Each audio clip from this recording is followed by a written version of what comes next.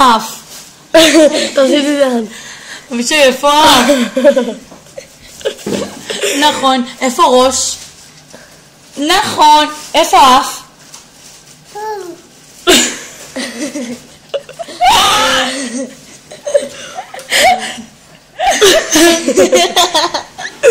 תעשי את הבלבון שלך.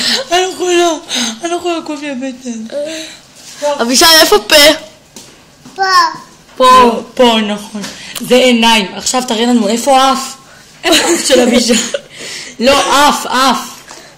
איפה אף?